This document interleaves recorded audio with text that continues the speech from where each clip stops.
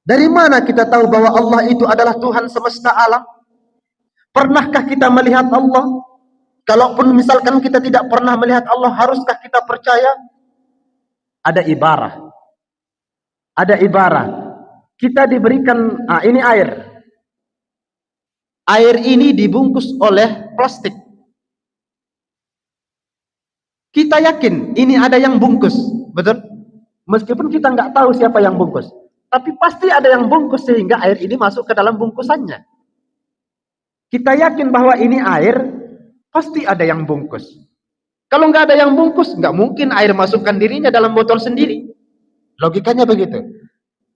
Meskipun kita tidak pernah melihat Allah, nggak mungkin dunia ini ada kalau tak ada yang menciptakan. Ini logikanya. Lalu siapa yang menciptakan dunia kalau misalkan tidak ada yang menciptakan? Lalu Allah itu kalau dia menciptakan, siapa yang menciptakan Allah? Lam yalid wa lam yulad wa lam yakul lahu kufuwan ahad. Allah tidak diciptakan, tidak diperanakkan, tidak diapa-apakan. Dia berdiri sendiri. Kalau Allah diciptakan, apa bedanya dengan kita? Kalau Allah beranak, apa bedanya dengan manusia? Kalau Allah bisa dilihat, apa bedanya dengan jin? Maka tak jauh-jauh kita berpikir, Allah itu beda dari yang beda. Allah itu maha dari yang maha. Tak bisa diumpamakan. Allah itu punya telinga, telinganya kayak gimana? Enggak bisa. Maka Allah memerintahkan dalam hadis qudsi, jangan engkau pikirkan bagaimana aku, maka pikirkanlah bagaimana ciptaanku, kata Allah. Kalau kita mikirkan bagaimana Allah, gila kita. Allah punya hidung, hidungnya sebesar apa ya kira-kira? Gila kita. Allah Rasulullah saja tidak pernah menggambarkan bentuk Allah. Yang sejatinya Rasulullah diangkat pada saat Isra Mi'raj.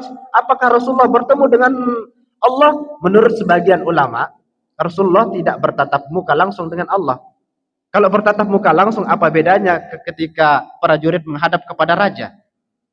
Apa yang menguatkan daripada pendapat para ulama ini? Ketika ditanya pulang dari Isra Mi'raj, Rasulullah ditanya oleh Sayyidatuna Aisyah, ya Rasul, apa engkau bertemu dengan Tuhanmu? Apakah engkau bertemu dengan Rabb?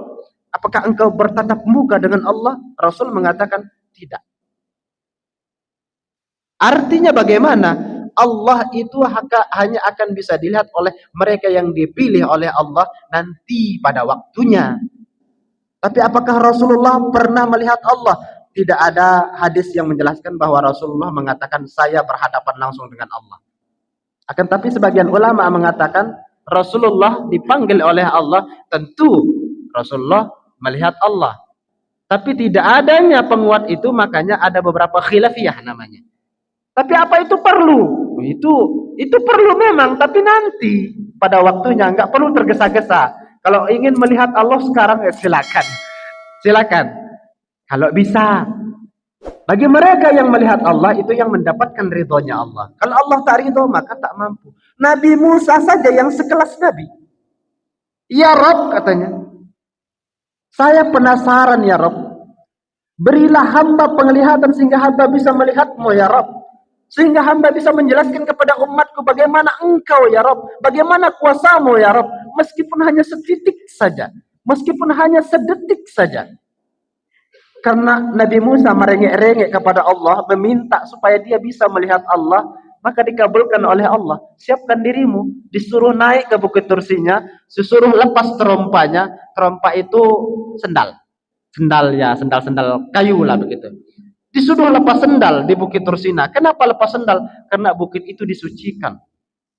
Kenapa? Untuk mempersiapkan diri. Nabi Musa ingin melihat Allah.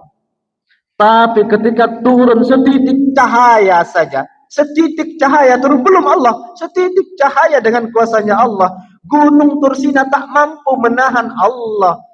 Ada makhluk mampu menahan Allah, gunung saja tak mampu. Dunia ini akan meledak. Sedangkan di dalam sebuah riwayat, malaikat Jibril saja, satu kepakan sayapnya itu menghancurkan dunia dan isinya. Itu malaikat, baru malaikat. Bagaimana dengan Allah? Kan begitu.